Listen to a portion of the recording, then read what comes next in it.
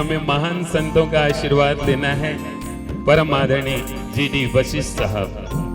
जय सदाराम, जय सदानी दरबार। सबसे पहले मैं महाराज युधिष्ठिर जी, स्वामी जी, आपको प्रणाम करता हूँ और मंच पर उपस्थित जितनी ये दिव्य आत्माएं जिनको मैं जानता नहीं, कृपा कर मेरे पे आशीर्वाद बनाए, मेरा प्रणाम स्वीकार करें। आज से 1 साल पहले गंगा घाट पे ऐसे ही मैं आरती कर रहा था गंगा मैया की, तो शायद वही जो मेरा खुश नसीब है जो परमात्मा ने मुझे बख्शा है कि संतों की शरण में मुझे अपने आप भेज देते हैं परमात्मा। वहाँ पर युधिष्ठिर जी महाराज अपने परिवार सहित वहाँ पर माँ गंगे की आरती के लिए आए और मैंने इनके साथ में आरती करी। वो पहला दिन था जब मैंने महाराज जी के दर्शन किए। इनके अंदर की वो पवित्र आत्मा, वो परमात्मा की कृपा प्राप्त आत्मा को इतनी जल्दी मैंने पहचाना कि मैंने सोचा कि इसके बाद अब और दूर रहना ठीक नहीं।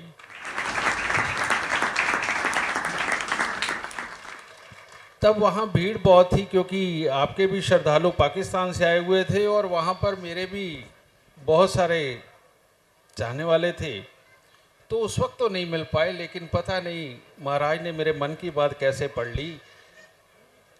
इन्होंने अपने एक बच्चे को कहा कि जीडी वशिष्ठ जी के यहाँ फ़ोन लगाइए, और जैसे ही इनका फ़ोन आया कहते आपको यहाँ आश्रम आ सकते हैं। मैं क्या आ नहीं सकता, मैं 1 मिनट में आ रहा हूँ। वहाँ जाके और आनंद आया। जिस तरह के ये संस्कारपूर्ण दुनिया की मदद करने वाले काम कर रहे हैं, इससे मैं वाकई में सदानी दरबार के इन महाराज के आगे नतमस्तक हूँ। ये बात सत्य है कि मैं साइंस का चाहने वाला हूँ, क्योंकि मैंने बचपन से सीखा ही यही है। जब ये बातें मैंने महाराज जी को बताई तो महाराज जी ने कहा नहीं, ये हमारे वेदों का ज्ञान है। आपने आके सदानी दरबार के जितने बच्चे हैं उनको आकर के हमारे परमात्मा हमें किस प्रकार से, कौन से भाव से चलाते हैं इन ग्रहों के ज़रिए, ये आपने पूरे सदानी दरबार को आके बताना है। ये महाराज की आज्ञा प्राप्त करके मैं आया। तो ये सत्य बात है, परमात्मा को जब हम अपने मन में रखेंगे तो वो मन में रहेगा, हमारे सामने नहीं आएगा। तो परमात्मा इस प्रकार के संत पुरुष, इस प्रकार से हमारे स्वामी जी, ये शक्तिपीठ के बैठे हुए हमारे जैसे पीठाधीश्वर, इस तरह के महान आत्माओं को हमारे सामने लेकर के आते हैं, क्योंकि जीवन बहुत कठिन है। जीवन बहुत कठिन है। सिर्फ एक परमात्मा का नाम लेने से सब कुछ नहीं दूर होता। दिन रात सदानी दरबार के महाराज इस चीज़ का प्रयास करते हैं कि भक्तों का दुख दूर करने के लिए तरह तरह की युक्तियां वो अपने आप लगा के खुद पे सहते हैं। ये सत्य है। तो धरती पे तो परमात्मा भी आते हैं तो उन्हें भी प्रयास करने पड़ते हैं, उनको भी कर्म करना पड़ता है। तो लेकिन वो जो भावना हमें देना चाहते हैं जिससे कि हमारा जीवन अच्छा चल सकता है, आज मैं थोड़ी सी ज्योतिष की तरफ से आप सबको मैं बताता हूं कि किस प्रकार से आपको आपके हर देवता जिसको भी आप पूजते हैं और आपके हर रिश्ते का सुख आपको कैसे मिलेगा, ये आज आप सबको मैं बताता हूं। अगर हम बात चलिए विष्णु जी से शुरू करते हैं। विष्णु भगवान यानी कि जन्म कुंडली के अंदर सूर्य, यानी कि आसमान के अंदर सूर्य, वो जब हमारी जन्म कुंडली में बैठते हैं तो वो डिसाइड करते हैं कि हमारा ये पूरा शरीर कैसा होगा, हमारी जिंदगी में हमें हमारे पिता का सुख कितना मिलेगा, हमारी जिंदगी के अंदर जहां हम नौकरी करते हैं वहां पर हमें इज्जत कितनी मिलेगी, और यही सूर्य डिसाइड करते हैं कि क्या हम जीवन में किसी और को गाइड करके चला भी पाएंगे या हम खुद ही सिर्फ एक प्यादे बन के रह जाएंगे। ये जन्म कुंडली के अंदर सूर्य डिसाइड करते हैं। यानी हमारे विष्णु भगवान, यानी हमारे राम भगवान, यानी हमारे श्री कृष्ण जी, ये सब नारायण हैं। और जो नारायण हैं, इन सब में नारायण यानी कि सूर्य के अंश जो कि हमें चलाने इस धरती पर आए, ये होते हैं सूर्य। और इसलिए हमारे श्री नारायण भी, हमारे श्री राम भी और हमारे श्री कृष्ण जी ये सूर्य रहे हैं जिन्होंने हमें चलाया है, जिन्होंने हमें चलाया, आप सबको चलाया। लेकिन यही सूर्य आप सबके अंदर भी है। तो हम अपने सूर्य को कैसे ऐसे प्रबल कर सकते हैं कि हम इतने काबिल हो जाएं कि हम अपना परिवार, अपना मोहल्ला, अपने जानकार और हमारे आसपास के कमजोर लोगों को चलाने के काबिल बन जाए। इसके लिए कुछ नहीं करना आपको जो सूर्य के लोग होते हैं बेटा, वो चिढ़ते नहीं हैं, वो अपनों में कमियां नहीं निकालते, वो पिता के आगे नहीं बोलते। पिता जब कोई आपको ज्ञान देता है, कहीं टोकता है, तो वो आपसे पहले पैदा हुए हैं, उन्होंने पूरी जिंदगी देखी है।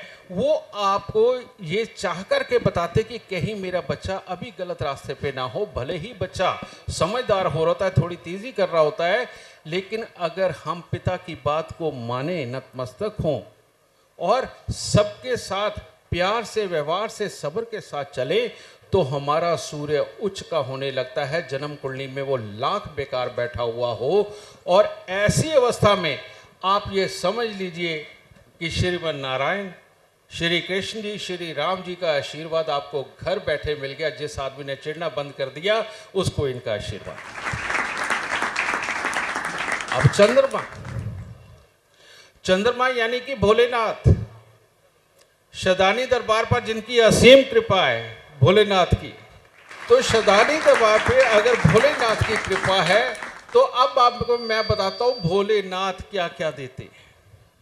सबसे पहले भोलेनाथ देते हैं माँ का सुख, दादी का सुख, नानी का सुख, जिस तरह से शदानी दरबार आप सबको देता है। उसके बाद वो ममता माँ की, जिसको कोई भी बच्चा जिंदगी के अंदर कभी भूल नहीं सकता कि माँ की गोद में उसको कौन सा सुकून महसूस होता है। वो वाला अमृत, जिससे कि आप अपने दुश्मनों को भी माफ करके एक बार बड़े बन जाते हैं कि चल जा, तेरे को माफ किया, कोई बात नहीं, हो गई तेरे से गलती, अगली बार ख्याल रखना। ये वाला भाव दे करके जब आप बड़े होने का जो काम करते हैं, ये हमारे भोलेनाथ जी से जुड़े हुए उनके मस्तक पर विराजमान चंद्रमा के कारण ये भाव आता है। और जिसका चंद्रमा अच्छा होता है, आपको पता है भोलेनाथ के गले के अंदर ये इतने सर्प, उनकी अंगिया पे सिर्फ एक खाल, उसी पे बैठे हुए हैं, और उसके बाद डमरू। ये क्यों है? वो इसीलिए कि चंद्रमा यानी कि भोलेनाथ, यानी कि घर का बड़ा, हमारे समाज का सबसे बड़ा, उसको अपने बच्चों का बहुत ख्याल रखना पड़ता है। उसको लिबासों की जरूरत नहीं है। उसको जब समाज की जरूरत पड़े तो वो डमरू बजाता है अपनों के लिए, और जब अपने समाज की तरफ कोई टेढ़ी आंख करके देखे तो तब वो त्रिशूल उठाता है। और अपनों के बीच में ही फंस करके रोज जब भाई ने ये बोला, बेटे ने ये बोला, बहू ने ये बोला, तो वो भोलेनाथ अपने कंठ के ऊपर विष भी रख के बैठते हैं, क्योंकि परिवार के अंदर तो ये सब कुछ होता ही रहता है। तो इंसान को भोलेनाथ जी जैसा जो बन के रह जाता है, वो अपने परिवार के लिए इतनी कमाई करता है, क्योंकि चंद्रमा से ही रुपया, पैसा, प्रॉपर्टी, वाहन के सुख और संसारिक सुख, और संसार में सबको अपना बना करके और बड़ा बनने की जो युक्ति है वो चंद्रमा में होती है। तो देख लीजिए आपको क्या करना है। आपको भोलेनाथ की तरह अपना पवित्र दिल करके और सबकी मदद करके, सबकी सुन के, उनके प्यार से उनको रख करके अगर आप चलोगे तो चंद्रमा आपका अपने आप ही उच्च हो जाएगा, चाहे कुंडली में लाख। जो इंसान अपने गुरुओं के आगे, अपने बड़ों के आगे, अपनी सास के आगे, अपने ससुर के आगे, अपने पिता के आगे, अपने बड़े भाई के आगे जो भी पूरा झुक के प्रणाम करता है, उस इंसान का चंद्रमा कभी जीवन में खराब नहीं हो सकता। ये हमें संस्कारों के रूप में हमारे ऋषि मुनियों ने दिया है और इसीलिए हम गुरुओं के आगे ऐसे नतमस्तक हैं। और आज मेरा सौभाग्य रहा कि स्वामी जी यहाँ आए तो इनके आगे भी प्रणाम करके मैंने अपना चंद्रमा और अच्छा किया। मंगल, मंगल कैसी? मंगल यानी कि हनुमान जी, यानी कि ताकत, यानी कि भरोसा। और जिसका मंगल अच्छा होता है बेटा, उसके खूब सारे दोस्त होते हैं। उसके भाई गलती करते हैं लेकिन वो भाइयों को गले लगाता है। भाई कई बार नालायकी में उसको कुछ बोल भी देते, कहते हैं चल कोई बात नहीं, तू कमला है, थोड़ी देर में तेरे को अकल आ जाएगी। जो इंसान भाइयों को और दोस्तों को माफ करके अपने साथ रखे, उनको तोड़े नहीं और जोड़ता चला जाए, और आज जोड़ना शुरू करा बुढ़ापे तक, ऐसे यार दोस्त और भाइयों की जब फौज खड़ी हो जाती है, ठीक वानर सेना की तरह हो जाती है, जो आपका दुनिया में कहीं काम नहीं रुकने देती, इसे बोलते हैं मंगल। और मंगल उच्च का अगर करना है, अपने भाई की गलतियों को माफ करो, दोस्त से भी गलतियां होती है, लड़ो लेकिन जाओ जाकर के उसे फिर गले लगा लो। मंगल आपकी जन्म कुंडली का कभी नहीं खराब होगा, कभी नहीं खराब। और बुध, बुध आपके शरीर की नसें हैं। बुध आपकी बुद्धि है, बिजनेस की प्लानिंग है। और बुध ग्रह जुड़ा किससे हुआ है? हमारी बहन, बुआ, बेटी के साथ। तो हमारे घरों में संस्कार क्या हैं? बहन घर पे आए तो मीठे से खाली ना जाए। हमारी बेटी हमारे घर से आए, घर पे आए तो उसको शगुन के रूप में भी हमने सब कुछ देना है।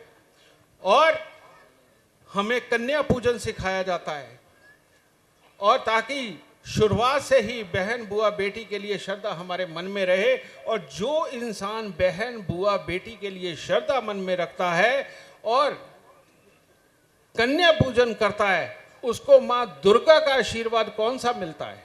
उसको माँ दुर्गा का वो आशीर्वाद मिलता है जैसा आप वैष्णो देवी जी में जाकर के प्राप्त करते हैं। वैष्णो देवी जी में जाके क्या प्राप्त करते हैं? आप वहां देखिए 3 पिंडी हैं, बीच में माँ लक्ष्मी है, राइट हैंड पे देखते हुए आप देखिए, आपको माँ सरस्वती नजर आएंगी, और राइट हैंड पे देखेंगे तो आपको माँ काली नजर आएंगी। तो क्या सरस्वती यानी कि ज्ञान और जान पहचान, जो मंगल जी पैदा करते हैं। और इसके जरिए मीठी बोली से माँ सरस्वती वीणा बजाती है ना, मीठी बोली के साथ जब आप किसी भी काम को एग्जीक्यूट करने की जब आप हिम्मत पैदा करते हो, तो तब लक्ष्मी उत्पन्न होती हैं।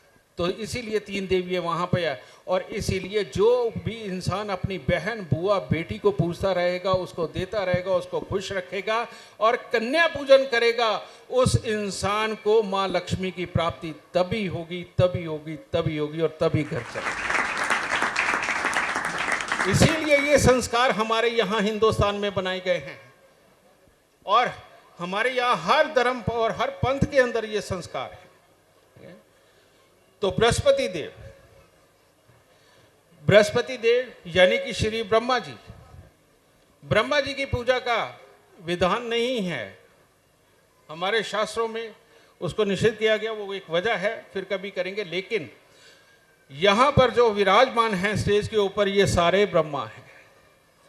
इनका पूजन, इनका अर्चन, इनको याद रखना, इनकी सेवा करना, इनका अनुसरण करना।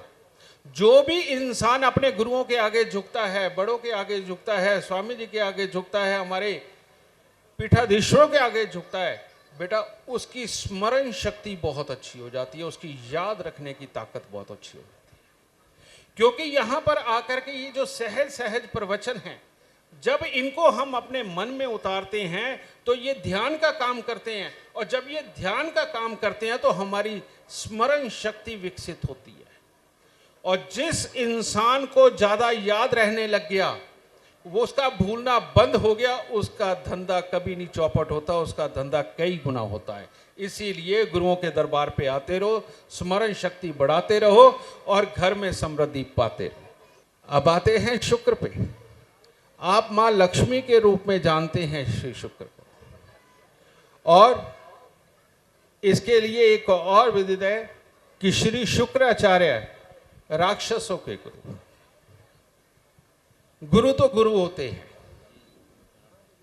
चाहे कोई भी हो, जो ज्ञान देता है वो गुरु ही। आप इसको ऐसे कह सकते हैं कि आध्यात्मिक गुरु, अध्यात्म का जो हमें ज्ञान देते हैं वो श्री बृहस्पति जी देते हैं, और जो हमें टेक्निकली ज्ञान देते हैं, जितने भी इंजीनियर हैं दुनिया के अंदर, जितनी भी लग्जरी आइटमों को भोगने वाले हैं, ये वाला ज्ञान हमें शुक्रदेव देते हैं। और ये वाला ज्ञान जब शुक्रदेव देते हैं तो हमारे घर में ये ग्रह के रूप में कौन है? आपका जीवन साथी। आदमी के लिए उसकी औरत, और औरत के लिए उसका आदमी। ये शुक्र है, यही मां लक्ष्मी है। और अगर आपने अपने शुक्र का ख्याल नहीं किया, अगर आपने अपने शुक्र को बहुत सजा सवार के और बहुत खाना पीना खिला के खुश नहीं रखा, तो उस घर में मां लक्ष्मी नहीं रह सकती। इसीलिए जीवन साथी के जोड़े को खुशहाल रहना बहुत जरूरी होता है। अपने जीवन साथी को खुश रखिए और देखिए खुशहाली कैसे घर में आती है, दरिद्रता दूर भाग जाएगी। और जो भी अपने जीवन साथी को चंडाल रूप दिखाता है, चाहे वो पति दिखाए या पत्नी दिखाए, एक दिन उसके सर पे राहु सवार होकर के लक्ष्मी को मिटा देता है। ये सच्चाई है। और इसीलिए बेटा अपने जीवन साथी को कभी चंडाल रूप मत दिखाना, वरना राहु आ जाएगा। ये हमेशा ख्याल रखना। शनि और केतु ये एक ही। हमारी सोच, इस दुनिया के अंदर जितने बड़े बड़े बिल्डर हैं, जितने बड़े बड़े दरबार हैं, जितने भी संत हुए, जितने भी एस्ट्रोलॉजर हुए, जितने भी हमारे स्वामी जी भी, ये शनि और केतु की कृपा के बिना ये गुण नहीं मिल सकता। जब हम, बेशक दिव्य आत्माएं धरती पे आती हैं, लेकिन ये भी ग्रहों के अनुसार ही धरती पे जन्म लेते, एक खास वक्त में जन्म लेते, और इनके ऊपर ग्रहों की कृपा होती है। इसीलिए तो इनकी सोच इतनी बड़ी होती है। और ये शनि और केतु जो पॉजिटिव, बेटा इनको बोलते हैं बटुक भैरव जी। मैंने आज तस्वीर देखी शदानी दरबार में, मैंने मूर्ति देखी, और संतों के अलावा, बड़े लोगों के अलावा, जो सैकड़ों लोगों को, हजारों लोगों को रोजगार या ज्ञान देते हैं, इनके कारक होते हैं श्री बटुक भैरव जी यानी शनिदेव। लेकिन खराब शनिदेव भी होते हैं।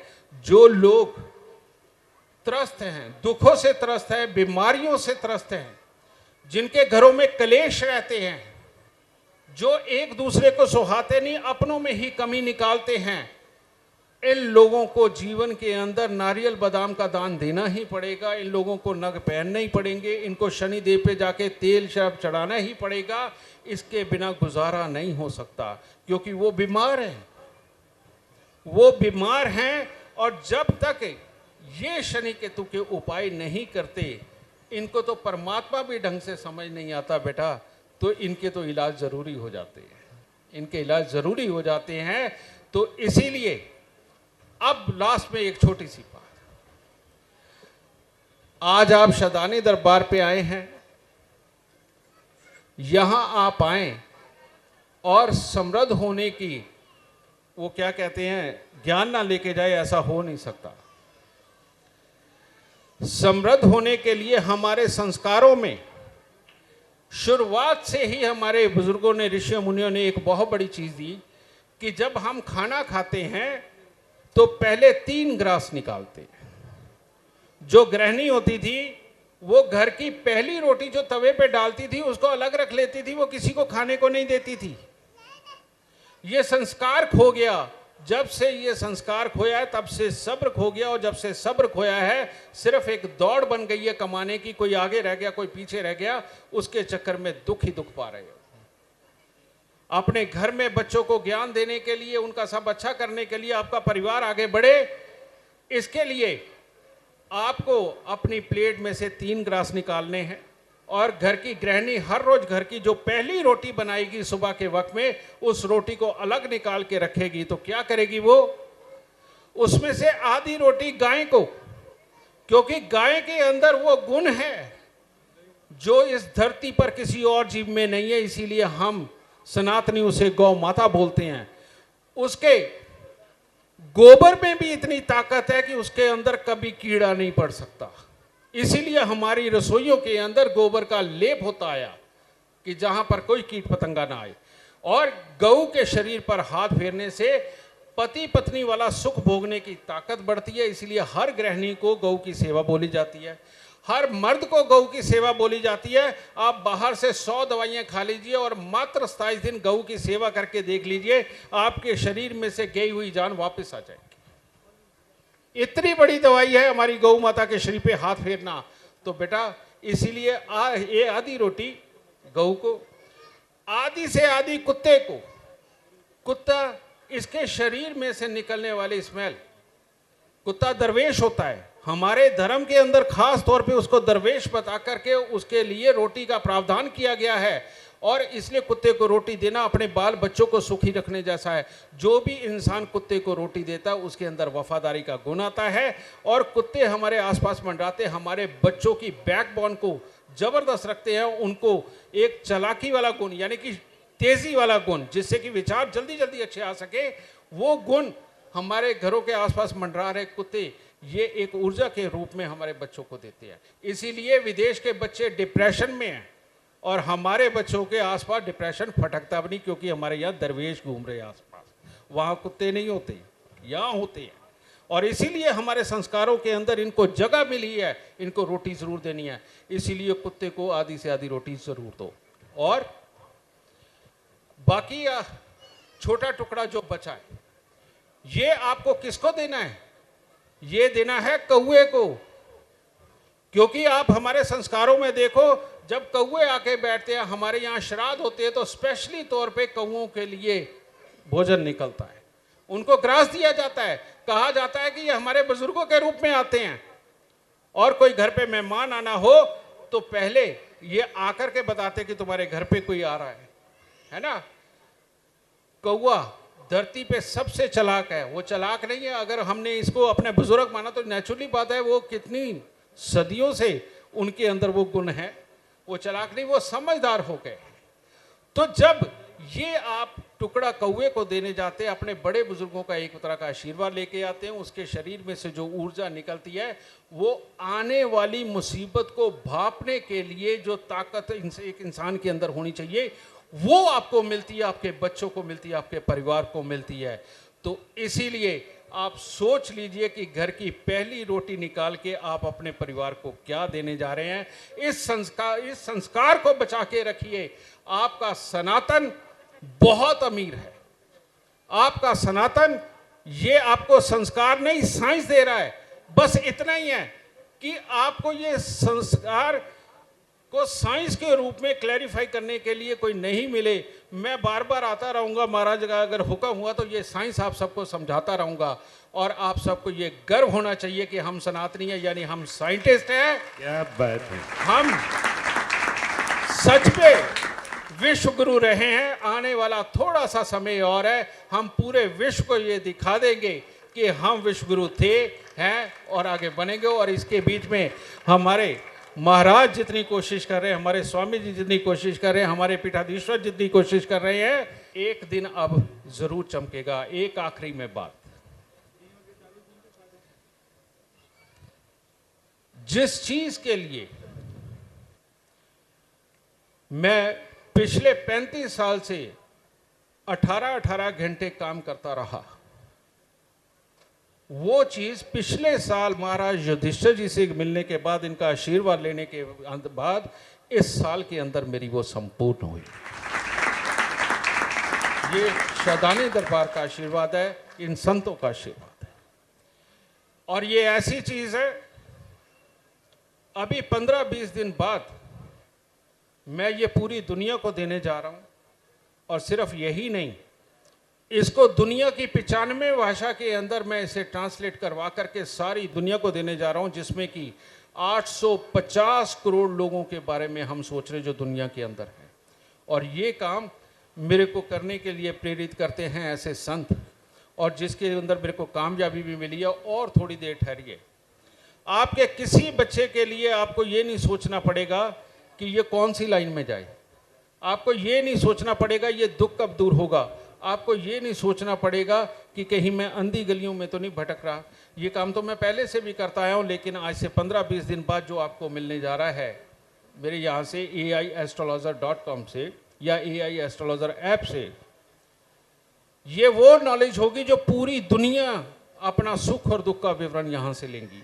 और साथ में आप सबको ये भी पता चलेगा कि कौन से संत का आशीर्वाद लेने से आपका कौन सा दुख दूर होगा और कौन से भगवान की कौन सी पूजा अर्चना करने से आपके यहाँ वृद्धि होगी और दुख दरिद्र दूर होंगे। तो ये संतों के आशीर्वाद से, स्वामी के आशीर्वाद से मेरे को ये संभव हो पाया। तो एक बार और जोर से संतों की जय, जय हो, शदारी दरबार की जय, और हमारे ज्ञान विज्ञान सनातन की जय। जय माता।